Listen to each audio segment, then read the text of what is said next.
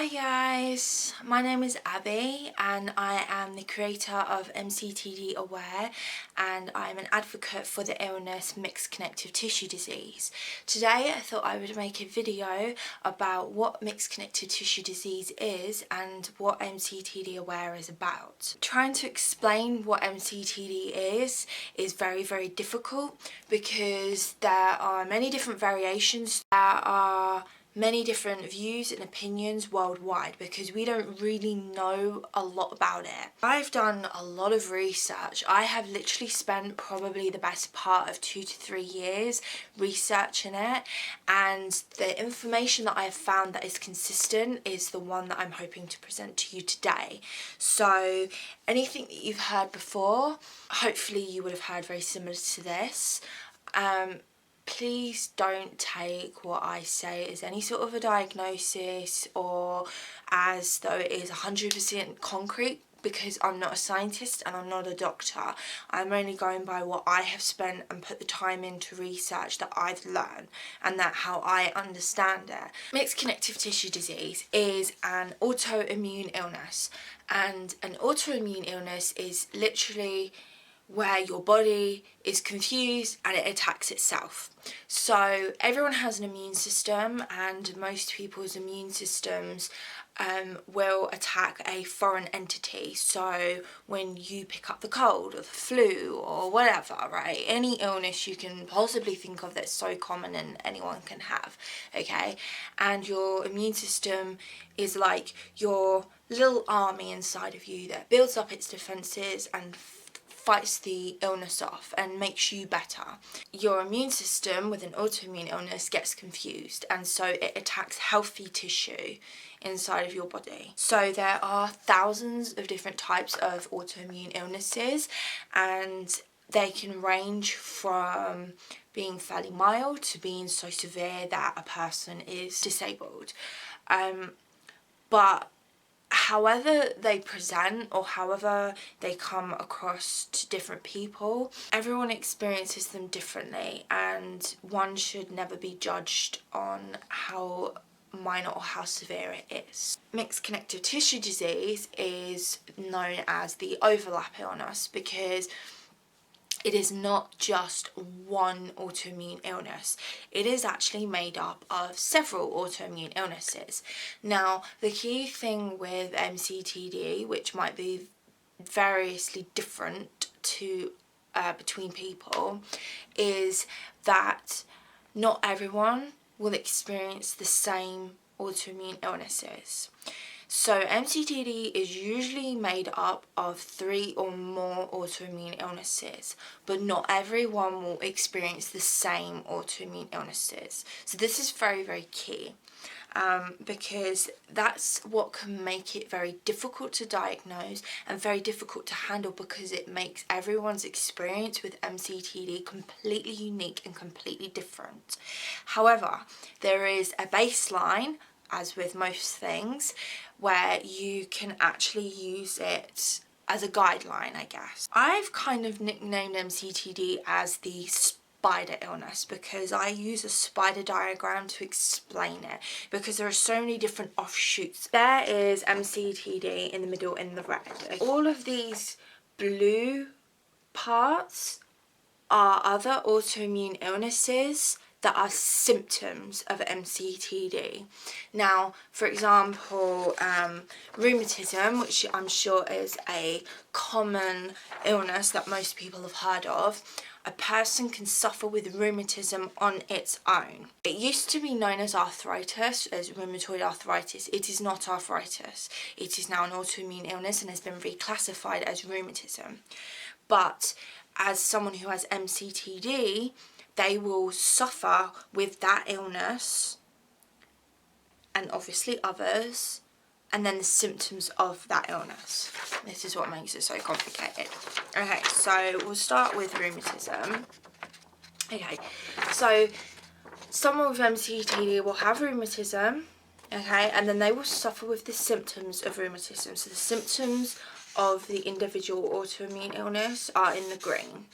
Okay, so you can see it's joint pain, swelling, fatigue, muscle pain. Okay, these are just a few of the symptoms, and those symptoms are of rheumatism. So someone with rheumatism will suffer with those. Someone with MCTD will also suffer with those, but they will also suffer with all of this. Next one is scleroderma. I really don't know how well my writing is going to be shown, so I apologise for that. Scleroderma, okay, is the thickening of the skin, so you'll have the sausage finger appearance, and even though I'm actually quite well at the moment, I'm in remission, my hands have never actually gone down, so they will appear like that probably for the rest of my life. When I am in a flare-up, they balloon up so much worse than that, but you can literally see the padding there, and that is scleroderma. So the symptoms of that are muscle and skin thickening and swelling. It can make holding things and making fists very, very difficult because it's extremely painful. Then we have Sjogren's, or I think that's how you pronounce it, but that is dry eyes and dry mouth. Now, most people will think that that is not a big deal, but imagine when you wake up in the morning and you've got a really dry throat and a really dry mouth, okay? It's really difficult to swallow, okay? It can also give you dry eyes, which can actually make your eyes really, really irritated and very sore. So that is why if you ever see me in a restaurant, I will go through probably 3 or 4 glasses of Coke while I'm eating, and that will be why. So the next one is Raynaud's. Now Raynaud's syndrome or Raynaud's phenomenon is basically where you have low blood flow, which will cause you to be cold. So my hands, because I actually suffer with Raynaud's quite badly, my hands will go white and then they'll go red and then they'll go blue. Your hands will just completely freeze up, so you can't even move them. They are just like that. Also makes us sensitive to feeling the cold, so in winter I will have a hot water bottle, which I have here now, thermal pajamas on, I will have 2 or 3 blankets on, I will have the heating on, and everyone else in the house is like, it's not cold. And I'm like, yeah it is, because because we don't have the blood flow, it means that our body can't warm up like normal, so we feel the cold so much more. And Raynaud's attack is when you have the colouring of the hands. Last one that I have is SLE, which stands for systemic lupus erythematosus, which I hope I've pronounced right, otherwise known as lupus. The symptoms of that are fatigue, a low immune system, and the butterfly rash, the famous butterfly rash. So you can come up in a rash anywhere on your body, but the most common place is you have literally redness across the face here. Low immune system, if someone coughs, you will get that illness. As you can see, the symptoms that are in green are the symptoms of the autoimmune illness, which is in blue, and that can be an illness on its own, but that illness is a symptom of that, and those symptoms, which are symptoms of those, then become symptoms of those. So not only is an MCTD sufferer trying to deal with one illness, they're actually trying to deal with more than one illness and the symptoms that are associated with those. Some people with MCTD get a bit confused and they say, I have MCTD and I have rheumatism and I have lupus. No, you do not have MCTD and rheumatism and lupus. You have MCTD, which consists of rheumatism and lupus. These 5 that are on here are the most common ones. There are actually more than that. I hope that this makes sense to you, and I hope that you can understand that it's such a complex illness and it's very, very complicated. So I hope that I've done an alright job in explaining that. So as I said before, the symptoms of each of those autoimmune illnesses then becomes the symptoms of MCTD. So it affects everything that we do. So struggling to eat because your throat's so dry because of the Sjogren's, getting sick so easily because of their lupus, obviously the joint pain and the muscle pain because of the rheumatism, and then having the thickening of the pads because of the scleroderma, and then feeling the cold because of the Raynaud's. So those are all the symptoms that we have to deal with, and then some. You know, there's definitely a lot more. Some people with MCTD may only suffer with one or two immune illness symptoms. So they might have scleroderma and SLE and Raynaud's, but they might only suffer really badly with the scleroderma. You know, or you might have someone that, like me, suffers with all of them, or only a couple. So it's varying degrees of how bad it can be. How do you get diagnosed? I was actually really lucky when I got diagnosed, because I was diagnosed very quickly. Most people have waited years. There are some people on the page who have waited about 10-15 years to get diagnosis.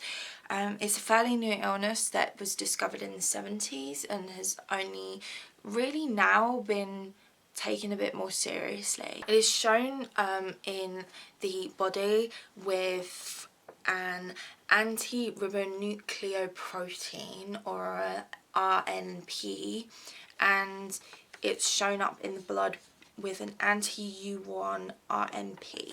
So it's a speckled RNP which shows up in the blood, and that's what confirms MCTD. It is most common to be diagnosed in the early 20s. I was 19 when I got diagnosed, and 80% of MCTD sufferers are actually women. I've only had a few men join it, but yeah, the majority of them are women. MCTD Aware I made when I was first diagnosed at 19. I couldn't work and I fell into depression because I literally wasn't doing anything with my life. So I decided to get up off my butt and help other people. I have created a Facebook community. I have created a website and a forum, and I'm hoping to make it into a registered charity. The only problem with that is I actually need to have somewhere to put donations, and I haven't found anywhere in the world that is currently doing research on MCTD. And if I don't have anywhere to put donations, I can't accept the donations and I can't make it a charity. So that is why at the moment it is more just an advocacy group of, you know, raising awareness and support. I've just currently made a closed Facebook group for questions, so it is a little bit more private, and now I shall be making this YouTube channel, hoping to make lots and lots of different videos about lots and lots of different things, and you can follow me through my journey. So that is everything. I hope you liked my video. Please subscribe to my channel, and please leave comments of constructive criticism on what you think I could do to improve. If you have any video ideas, please do not leave any negativity, and please remember that this is my understanding through my research of MCTD, and I'm not a doctor and I'm not a scientist, so I cannot diagnose anything. If you have any problems, please go to see a medical physician. I hope you like my video, and I shall see you again soon. Bye!